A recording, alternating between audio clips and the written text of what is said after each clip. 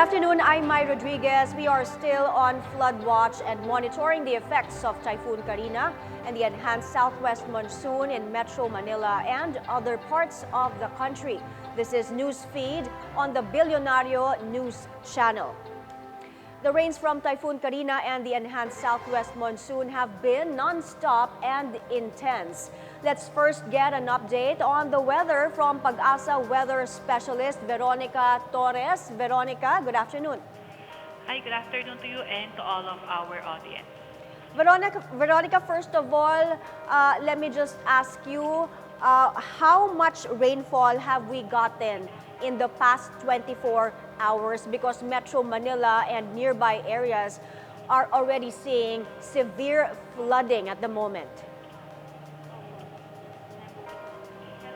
Veronica? Yes, so for the past 24 hours, the highest rainfall that we've gotten is, this is for July 23, it's at Calayan, Cagayan, with 342.8 millimeters of rain. So for Baguio City, we have 294.0,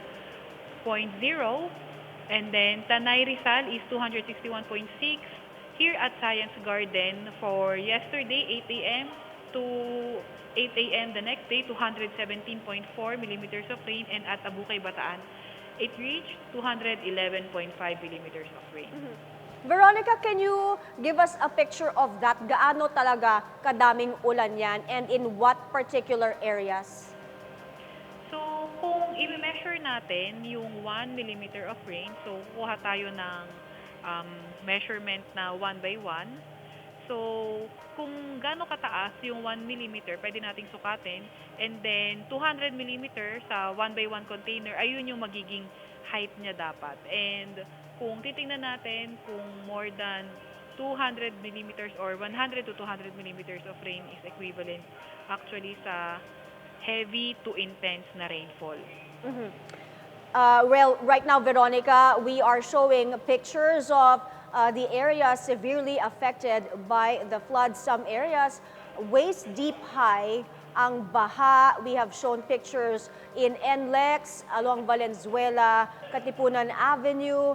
And Veronica, this early, sinasabi ng mga tao, they're comparing this already to Ondoy. What is PAGASA saying about that? What is your assessment as of the moment?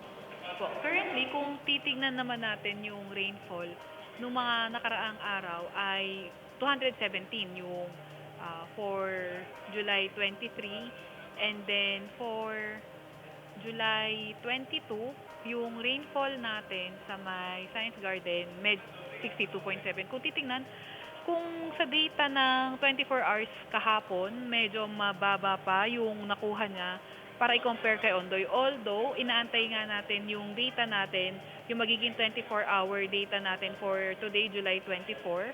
So, kung magiging mataas yung per hour niya, kung magiging, sabihin natin, umabot ng 3 hours or in 6-hour period, more than 300 millimeters of rain. So, doon natin pwedeng ma-compare ito kay Ondoy. Pero ngayon, tingnan muna natin yung data natin, and then para mas siguro natin na kapag bigay natin ng data, ay tama yung pagkaka-assess natin sa situation. Alright, so Veronica, your forecast of the rainfall that we are supposed to be getting in the next 2 days, how much rain should we expect? Kasi ang sabi ng PAGASA, si Karina is on its way to Taiwan and it may hit land in Taiwan later tonight. Is that correct? So give us that scenario when the typhoon hits Taiwan or is outside the Philippine Area of Responsibility already. How much rain should we be getting still tomorrow? Okay po. So, kung yung ulan na galing mismo kay Karina, for today, 50 to 100 millimeters yung expected kay Batanes and also kay Babuyan Islands. Pero maliban nga kay Karina, na-enhance o napag-iibayo nga niya yung ating habagat o southwest monsoon. Kaya kahit bukas, asahan pa nga rin natin 100 to 200 millimeters of rain sa may Benguet at Abra. Para naman bukas, 50 to 100 millimeters na mga pag-ulan sa may Metro Manila, Cavite, Batanes, Babuyan Islands, the rest of Ilocos Region, Abra, Benguet, Zambales, Bataan at Occidental Mindoro. And then By Friday, July 26, moderate to heavy rains sa may Zambales, Bataan at Benguet naman po. So, Veronica, can you clarify that for our viewers? Yung sinasabi mong rainfall for mamayang hapon, for example, is that going to be yellow warning or red rainfall warning? Kung dito sa atin sa Metro Manila, nakikita pa rin natin na possible na manatili pa nga rin tayo sa red rainfall warning kahit pang mamaya po. Will that last until tonight, Veronica? Mataas po yung chance na kahit mamayang gabi, nasa red rainfall warning pa po tayo. So, has Karina reached its peak already kahit na in a few hours, papalabas na siya ng Philippine Area of Responsibility, correct? Yes po. So, ngayon, pwede pa niyang ma-reach yung kanyang peak bago mag-landfall ng Taiwan area. So, pagka-landfall niya ng Taiwan, dun siya pwedeng maging humina dahil sa rugged terrain nga nitong, dahil lalapit na siya sa kalupaan. So, Veronica, would you say the rains we are getting right now, is it largely because of Typhoon Karina or is it a combination with the enhanced southwest monsoon or both of them? So, kung sa atin wala namang direktang epekto itong si Karina, pero ang nararamdaman natin ay enhanced southwest monsoon. Okay, again, can you repeat to our viewers, Veronica, when is Typhoon Karina expected to exit the Philippine Area of Responsibility? Possible, Karina ay lalabas na ating PAR by Thursday morning or afternoon. And do you have the data, Veronica, on the status of our dams? Ano po ang spillover level nila and nag-spillover na ba to the areas na binabaha? Regarding sa update sa mga dam, mas magandang makontak natin yung mga kasamahan nating sa Hydromet Division dahil mas accurate yung data na ibibigay nila sa atin kasi more on weather po tayo. Alright, Veronica, before I let you go, after Typhoon Karina, are you still monitoring other weather disturbances na papasok sa bansa? Aside from Karina, wala naman na po. And your forecasts, for the next few days, can you repeat for our viewers? For the forecast, for the next few days, inaasahan natin for Metro Manila tomorrow, expect pa rin nga natin na malalakas pa nga rin yung mga pag-ulan natin. So, pero pagdating naman ng Friday, although maulan pa rin, hindi na kasing lakas ng mga ulan na nangyari nung Monday to Thursday. And then, Saturday, Sunday, improving weather condition na tayo. All right, Veronica, thank you so much for your time. That was PAGASA Weather Specialist Veronica Torres. President Bongbong Marcos promises aid to reach all those affected by Karina and the enhanced Habagat. The president was briefed by cabinet officials in Camp Aguinaldo this morning on the government's typhoon response. Mr. Marcos says he wants to ensure that the necessary assistance is provided promptly and effectively, especially in isolated areas.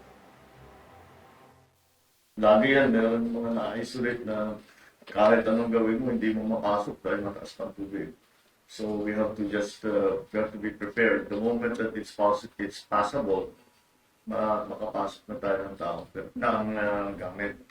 So yes, we need to identify those areas so that we need to know which are the ones that right now hindi pa natin natulungan.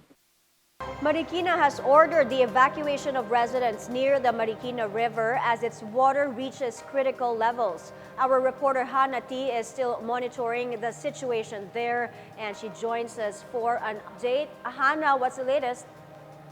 As of 1:30 p.m., around 2,500 people have taken refuge at Malanday Elementary School with forced evacuation still underway in Barangay Malanday.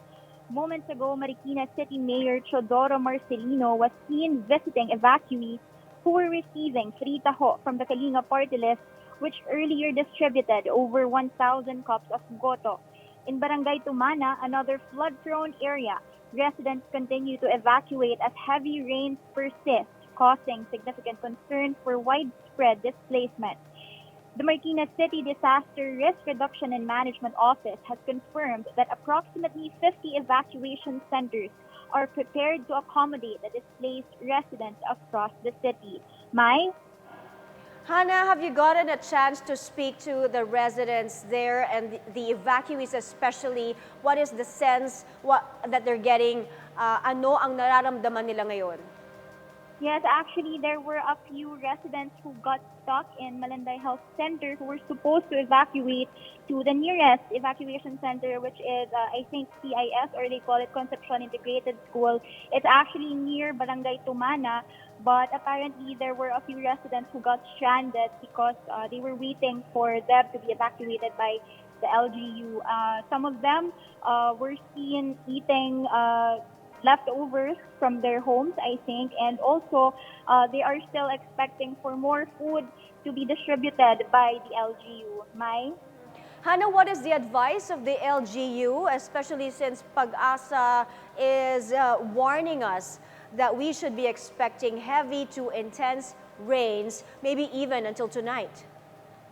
Yes, as of I think around 1 p.m., the Marikina LGU has instructed the residents to stay at home, stay safe, and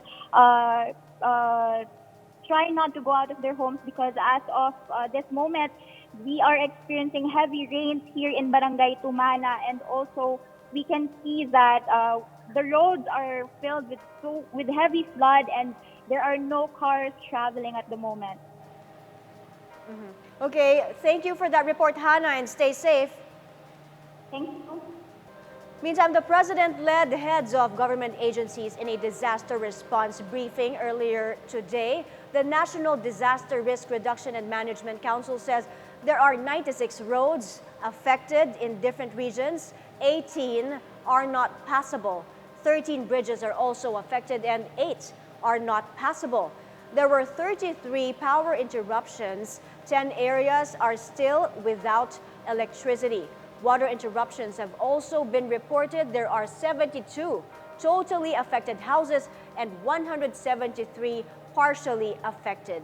Damage to agriculture in Mimaropa and Region 6, 9, and 10, as well as the BARM, is currently pegged at 9 million pesos. PAGASA, meanwhile, says various dams have already begun releasing water, including Binga and Ipo dams, and it adds residents downstream have been advised since Friday.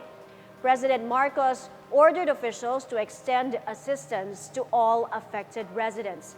The Social Welfare Department says affected families are being assisted, noting that there are pre-positioned goods already. The president reminded disaster officials to prioritize people in critical areas. We are going to show you on your screens the situation at the Wiwa River. It's currently swollen. Wiwa River is a tributary of the Marikina River. This means the water will eventually go further down and affect the towns of Rodriguez, San Mateo, down to Marikina. Meanwhile, the summer capital, Baguio City, was not spared from the effects of Typhoon Karina. There were several landslides in various areas like in Quirino Hill and at Camp 6 of the Cannon Road, which is still not passable to all vehicles. Clearing operations were also conducted at the city Camp Lagoon to prevent further flooding in the city. And those are the news this hour. I'm Mai Rodriguez. Stay tuned to Bilyonaryo News Channel for updates on the weather and the flood situation. Catch us on Free TV Channel 31 and Signal TV Channel 24. Stay safe, everyone.